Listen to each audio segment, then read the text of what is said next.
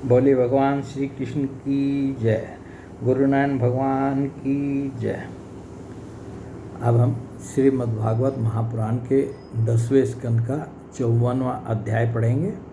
इसका शीर्षक है शिशुपाल के साथी राजाओं की और रुक्मी के हार तथा श्री कृष्ण रुक्मणी विवाह। ये जो अभी पिछले वीडियो में हमने जो है भगवान श्री कृष्ण और रुक्मणी जी के विवाह के जो प्रसंग पढ़े हैं वो जो है उसका ये अंतिम अध्याय है।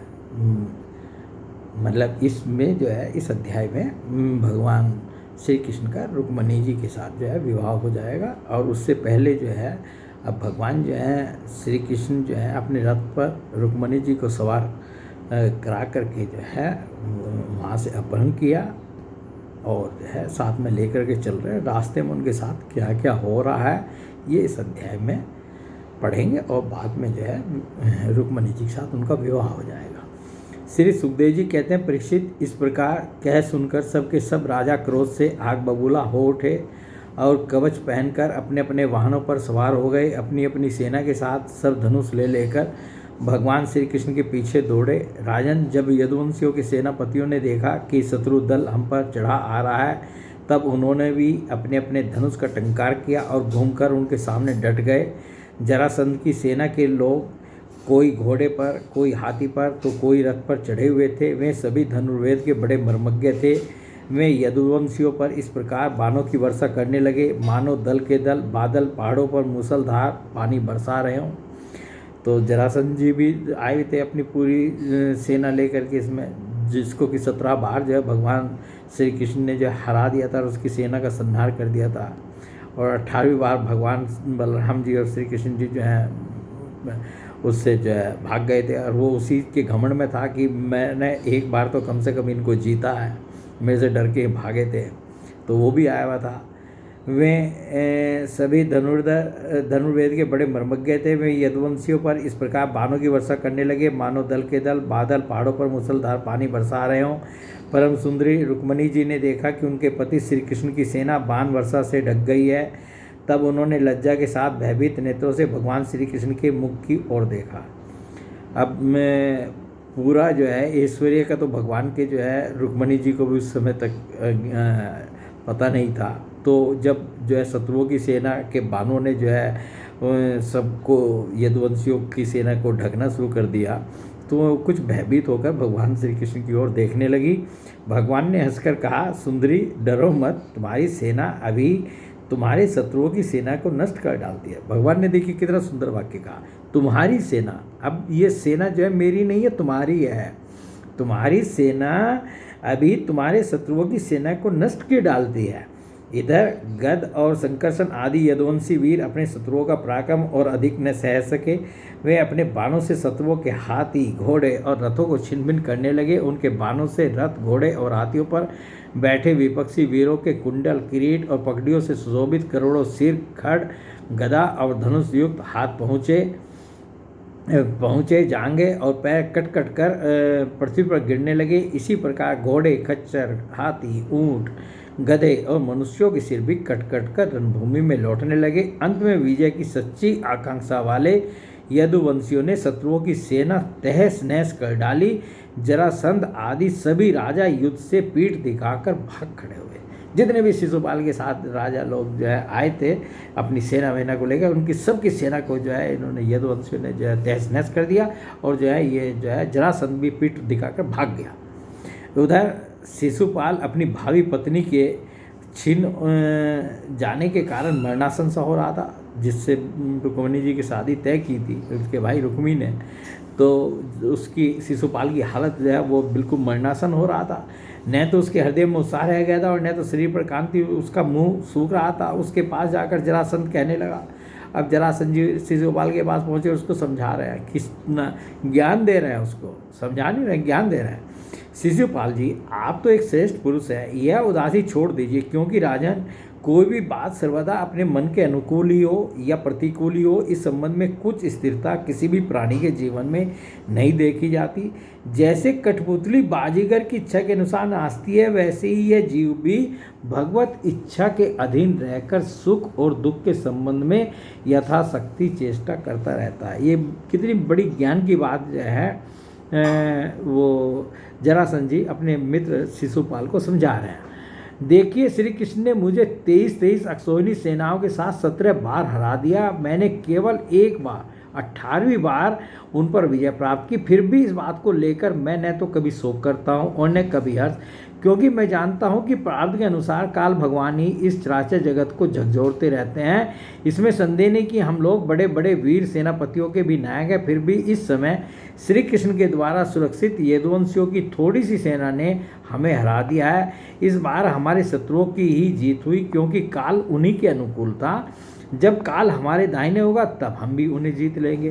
तो इसलिए शिशुपाल जी, ना आप चिंता करिए, ना उदास होइए और ना दुखी होइए। तो जो है वो समझा रहे हैं कि काल जब हमारे अनुकूल होगा तो हमारी भी जीत हो जाएगी।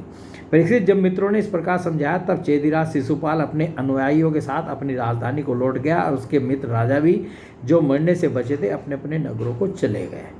तो शिशुपाल जी भी लौट गए अपनी राजधानी को, और जो उनके मित्र लोग थे जो मरने से बचे थे वो भी अपनी अपनी राजधानी को लौट गए। अब कौन नहीं लौटा उसको देखिए।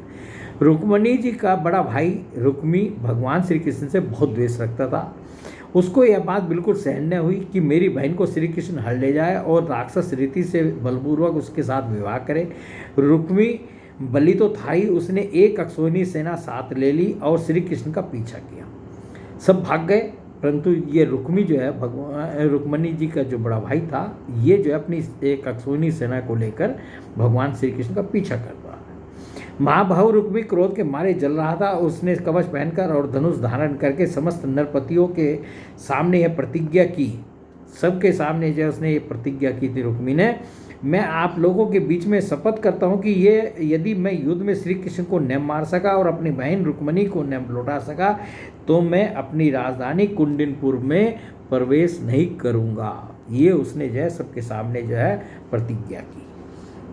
परीक्षित यह कहकर वह रथ पर सवार हो गया और सारथी से बोला, जहाँ कृष्णो वहाँ शीघ्र से शीघ्र मेरा रथ ले चलो, आज मेरा उसी के साथ युद्ध होगा। आज मैं अपने तीखे बाणों से उस खोटी बुद्धि वाले ग्वाले के बल वीर्य का घमंड चूर चूर कर दूंगा। देखो तो उसका साहस वह हमारी बहन को बलपूर्वक हर ले गया है। परीक्षित, रुक्मी की बुद्धि बिगड़ गई थी। वह भगवान के तेज प्रभाव को बिल्कुल नहीं जानता था।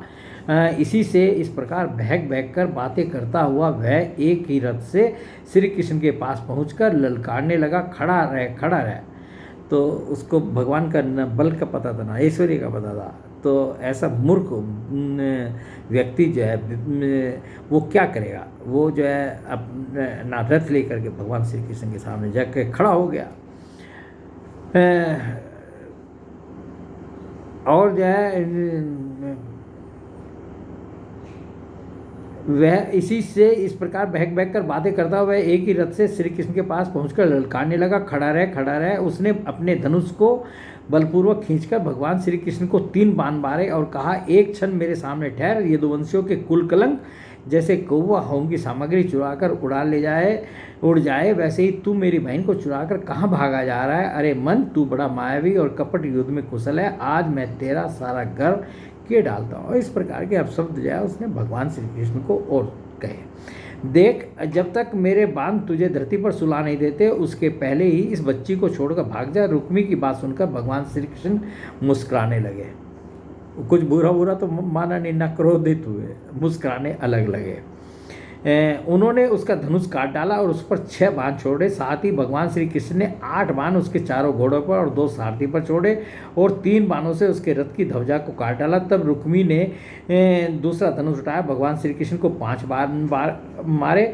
उन बाणों के लगने पर उन्होंने उसका वह धनुष भी काट डाला। रुक्मी ने इसके बाद एक और धनुष लिया, परंतु हाथ में लेते ही लेते अविनाशी अच्युत ने उसे भी काट डाला। इस प्रकार रुक्मी ने परिघ, पट्टी, सूल, ढाल, तलवार, शक्ति और तोमर जितने अस्त्र शस्त्र उठाए, उन सभी को भगवान ने प्रहार करने के पहले ही काट डाला।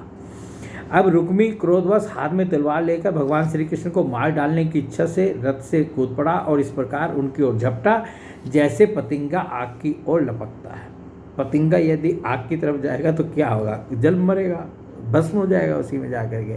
तो यही हाल जो है इनका रुक्मी जी का हो रहा कि ये रथ से कूदे और भगवान श्री कृष्ण की तरफ चल दिए। जब भगवान ने देखा कि रुक्मी मुझ पर चोट करना चाहता है, तब उन्होंने अपने बाणों से उसकी ढाल तलवार को तिल तिल करके काट दिया और उसको मार डालने के लिए हाथ में तीखी तलवार निकाल ली।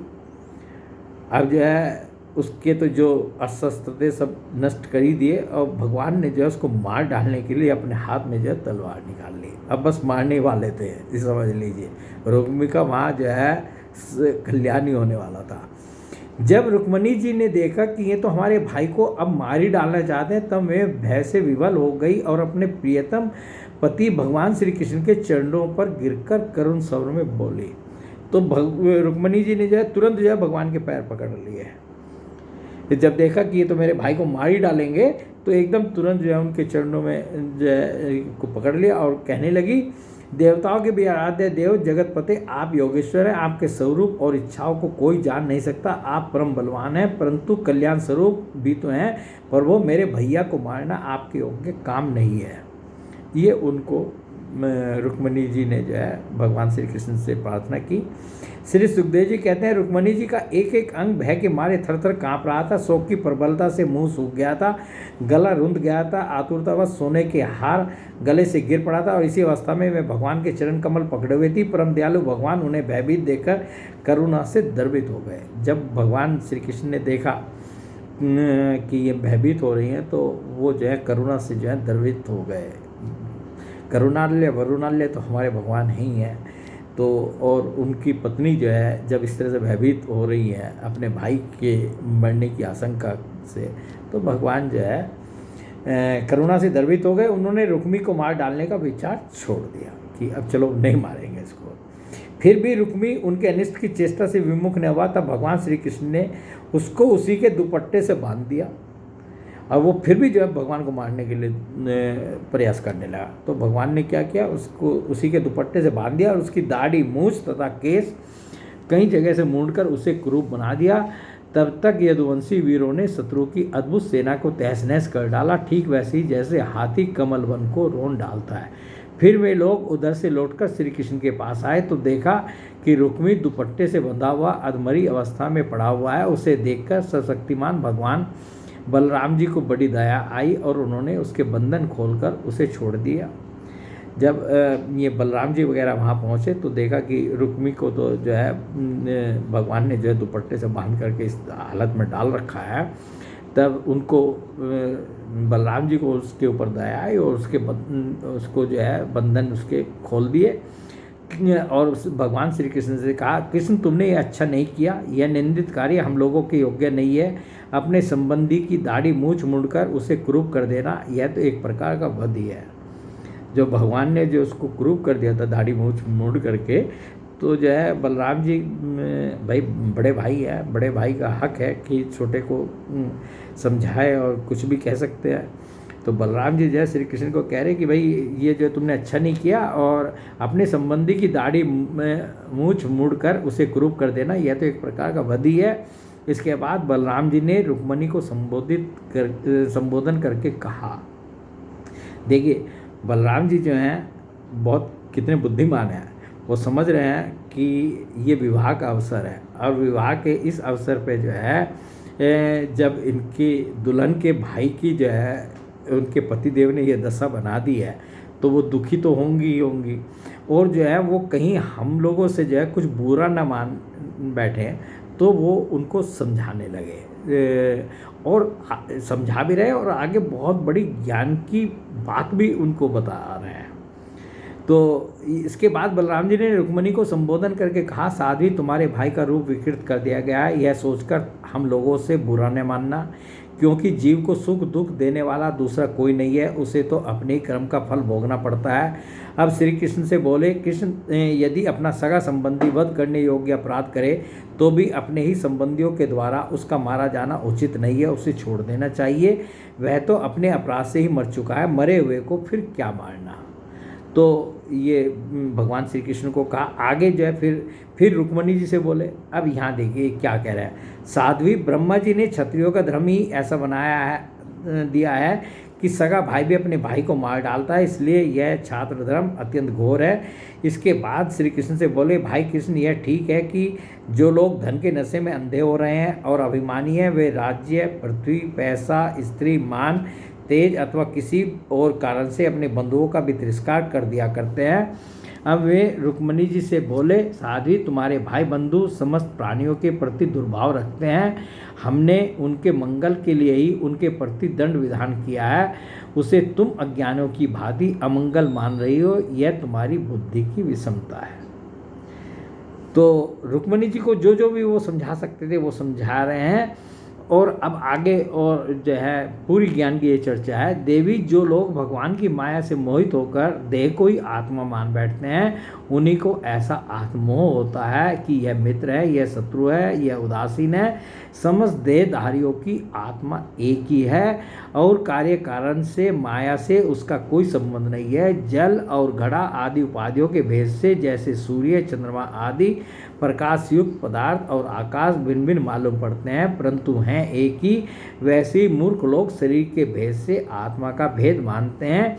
यह शरीर आदि और अंत वाला है। पंचभूत, पंच प्राण, तन्मात्रा और त्रिगुण ही इसका स्वरूप है। आत्मा में उसके अज्ञान से ही इसकी कल्पना हुई है और वह कल्पित शरीर ही जो उसे मैं समझता है, उसको जन्म मृत्यु के चक्कर में ले जाता है।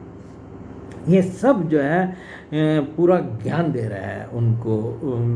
साध्वी, नेत्र और रूप दोनों ही सूर्य के द्वारा प्रकाशित होते हैं। सूर्य ही उनका कारण है, इसलिए सूर्य के साथ नेत्र और रूप का न तो कभी वियोग होता है न संयोग। इसी प्रकार समस्त संसार की सत्ता आत्म सत्ता के कारण जान पड़ती है। समस्त संसार का प्रकाशक आत्मा ही है। फिर आत्मा के साथ दूसरे असत पदार्थों का संयोग या वियोग हो ही कैसे सकता है। जन्म लेना, रहना, बढ़ना, बदलना, घटना और मरना, ये सारे विकार शरीर के ही होते हैं, आत्मा के नहीं। श्री कृष्ण पक्ष में कलाओं का ही क्षय होता है, चंद्रमा का नहीं। परंतु अमावस्या के दिन व्यवहार में लोग चंद्रमा का ही क्षय हुआ कहते सुनते हैं। वैसे ही जन्म मृत्यु सारे विकार शरीर के ही होते हैं, परंतु लोग उसे भ्रमवश अपने आत्मा का मान लेते हैं। जैसे सोया हुआ पुरुष किसी पदार्थ के न होने पर भी स्वप्न में भोक्ता, भोग्य और भोगरूप फलों का अनुभव करता है, उसी प्रकार अज्ञानी लोग झूठ मूठ संसार चक्र का अनुभव करते हैं। इसलिए साध्वी, अज्ञान के कारण होने वाले इस शोक को त्याग दो। यह शोक अंतःकरण को मुरझा देता है, मोहित कर देता है, इसलिए इसे छोड़कर तुम अपने स्वरूप में स्थित हो जाओ। सुखदेव जी कहते हैं, परीक्षित, जब बलराम जी ने इस प्रकार समझाया तब परम सुंदरी रुक्मणी जी ने अपने मन का मैल मिटाकर विवेक बुद्धि से उसका समाधान किया। रुक्मी की सेना और उसके तेज का नाश हो चुका था, केवल प्राण बच रहे थे। उसके चित्त की सारी आशा अभिलाषाएं व्यर्थ हो चुकी थी और शत्रुओं ने अपमानित करके उसे छोड़ दिया था। उसे अपने विरूप किए जाने की कष्टदायक स्मृति भूल नहीं पाती थी। अतः उसने अपने रहने के लिए भोजकट नाम की एक बहुत बड़ी नगरी बसाई। उसने पहले ही यह प्रतिज्ञा कर ली थी कि दुर्बुद्धि कृष्ण को मारे बिना और अपनी छोटी बहन को लौटाए बिना मैं कुंडिनपुर में प्रवेश नहीं करूंगा। इसलिए क्रोध करके वह वहीं रहने लगा। भोजकट नाम की एक उसने नगरी बसाई और अपने राजधानी कुंडिनपुर में वो नहीं गया जैसे उसने प्रतिज्ञा की थी, और भोजकट नाम की इस नगरी में जो वो रहने लगा। परीक्षित, भगवान श्री कृष्ण ने इस प्रकार सब राजाओं को जीत लिया और विदर्भ राजकुमारी रुक्मणी जी को द्वारका मिलाकर उनका विधि पूर्वक पानी ग्रहण किया। बोले भगवान श्री कृष्ण की जय, रुक्मणी देवी जी की जय। तो ये भगवान का जो है यहाँ विवाह संपन्न हुआ। हे राजन, उस समय द्वारकापुरी में घर घर बड़ा ही उत्सव मनाया जाने लगा। क्यों न हो, वहाँ के सभी लोगों का यदुपति श्री कृष्ण के प्रति अनन्य प्रेम जो था। वहाँ के सभी नर नारी मणियों के चमकीले कुंडल धारण किए हुए थे। उन्होंने आनंद से भरकर चित्र विचित्र वस्त्र पहने दूल्हा और दुल्हन को अनेकों भेंट की सामग्री उपहार में दी। उस समय द्वारका की अपूर्व शोभा हो रही थी। हो क्यों ना भाई, भगवान का जय रुक्मणी जी के साथ विवाह हो रहा है और जो है पूरी द्वारका नगरी को जो है सजा दिया गया। उनके जो नगरवासी थे सब ने जो है, सब में अत्यंत उत्साह है और सब आनंदित हैं। सब ने जो है अपने अपने घरों को और पूरी द्वारका नगरी को सजाया है। उस समय द्वारका की अपूर्व शोभा हो रही थी। कहीं बड़ी बड़ी पताकाएं बहुत ऊंचे तक फहरा रही थी। चित्र विचित्र मालाएं, वस्त्र और रत्नों के तोरण बंधे हुए थे। द्वार द्वार पर धूप, खील आदि मंगल की वस्तुएं सजाई हुई थी। जल भरे कलश, अर्गजा और धूप की सुगंध तथा दीपावली से बड़ी विलक्षण शोभा हो रही थी। मित्र नरपति आमंत्रित किए गए थे। उनके मतवाले हाथियों के मत से द्वारका की सड़क और गलियों का छिड़काव हो गया था। और जो इधर के यदुवंशियों के जो मित्र राजा लोग थे उनको भी सबको निमंत्रण भेजा गया था, वो भी सब आए थे। प्रत्येक दरवाजे पर केलों के खंभे और सुपारी के पेड़ रोपे हुए बड़े ही भले मालूम होते थे। उस उत्सव में कुतूहलवश इधर उधर दौड़ धूप करते हुए बंधु वर्गों में कुरु, संजय, कैके, विदर्भ, यदु और कुंती आदि वंशों के लोग परस्पर आनंद मना रहे थे। जहाँ तहाँ रुक्मणी हरण की ही गाथा गाई जाने लगी। उसे सुनकर राजा और राजकन्याएं अत्यंत विस्मित हो गई। महाराज भगवती लक्ष्मी जी को रुक्मणी के रूप में साक्षात लक्ष्मीपति भगवान श्री कृष्ण के साथ देखकर द्वारकावासी नर नारियों को परम आनंद हुआ।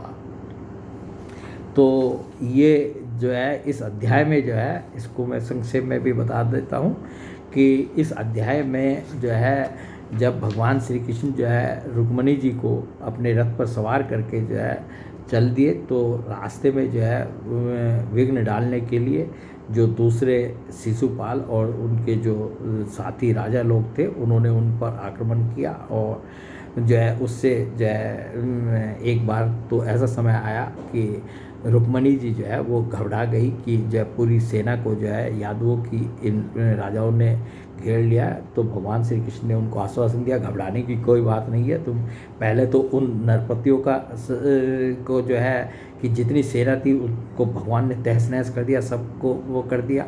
और जो है जो नरपति उसके साथ आए हुए थे वो भी जो है वापस लौट गए। और शिशुपाल जो कि बहुत उदास और वो सब हो गया था, जरासंध जैसे उसके मित्रों ने जो है उसको समझाया कि भाई जो है अभी काल जो है हमारे अनुकूल नहीं है, प्रतिकूल है। अभी ये इनके अनुकूल है, इसलिए जो है इनकी विजय हुई है और हमारी हार हुई है। तुम वो मत मानो। मैं भी 17 बार जो है श्री कृष्ण से हारा था, परंतु एक बार मुझे भी विजय मिली थी 18वीं बार जो है। तो तुम जो है वो भी अपनी राजधानी जो है वापस लौट गया, दूसरे नरपति भी अपनी राजधानी वापस लौट गए। तो अब जो है कौन बचे थे, जो इनके रुक्मणी जी के बड़े भाई जो हैं रुक्मी जो है ये अपनी सेना को लेकर जो है भगवान का पीछा करने लगा कि मैं इनको नहीं छोड़ूंगा, मैं एक एक यादव को जो है मारूंगा। तो जैसे ही जो है ये भगवान श्री कृष्ण के पास गए, उन्होंने अपने जितने भी अस्त्र थे वो सब का प्रयोग किया। भगवान ने उसके सब अस्त्रों को जो है काट दिया और एक एक को नष्ट कर दिया। और उसके बाद जो है वो रथ से कूद कर पैदल आया भगवान से भिड़ने के लिए। तो भगवान ने जो है उसको उसके दाढ़ी मूछ काट करके उसको जो है विरूप और कर दिया, मतलब कुरूप कर दिया उसको जो है, और जो है उसको छोड़ दिया। वो जिस समय भगवान ने जो है तलवार निकाल ली थी अपनी रुक्मिणी को मारने के लिए, तो रुक्मणी जी ने भगवान के चरण पकड़ लिए और वो बहुत भयभीत हो गई थी कि ये मेरे भाई को मार ना दे। और उनसे भगवान से प्रार्थना की थी कि आपको देखिए मेरे भाई को नहीं मारना चाहिए, आपके लिए उचित नहीं है। तो भगवान ने जो है फिर रुक्मी को जो है मारने का जो है अपना जो वो था वो छोड़ दिया कि चलो नहीं मारेंगे, परंतु उसको क्रूप कर दिया। उसके दाढ़ी मूछ जो है वो काट वाट दी जगह जगह से और जो है उसको क्रूप कर दिया। इधर जो है बलराम जी आए और बलराम जी ने देखा कि जो है भगवान ने जो है उसको दुपट्टे से जो है रुक्मी को बांध करके एक तरफ डाला हुआ और क्रूप अलग कर दिया। तो पहले तो आकर के उन्होंने वो उसका बंधन खोला और बंधन खोल करके जो है फिर श्री कृष्ण जी को कहा कि भाई देखो ये तुमने अच्छा नहीं किया और जो है अपना संबंधी कोई है और तो उसको जो है इस तरह से जो है कुरूप नहीं करना चाहिए और ये तुमने ठीक नहीं किया। अब फिर जो है रुक्मणी जी के लिए सोचने लगे कहीं ये हमारे से बुरा ना मान जाए, विवाह का अवसर है।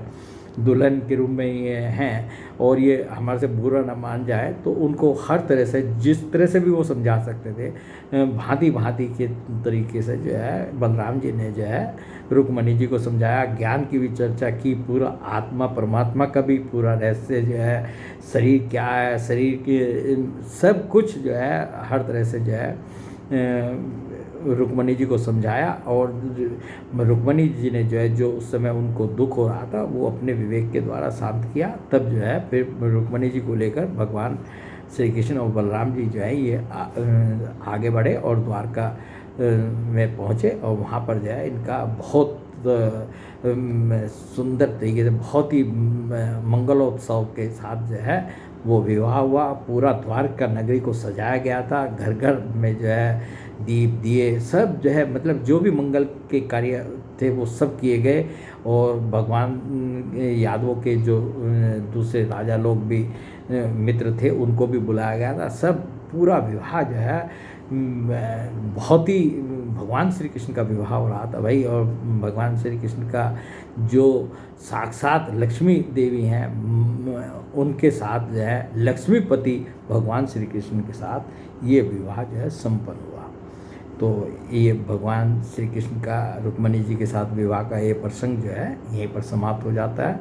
बोले भगवान श्री कृष्ण की जय, गुरु नानक भगवान की जय।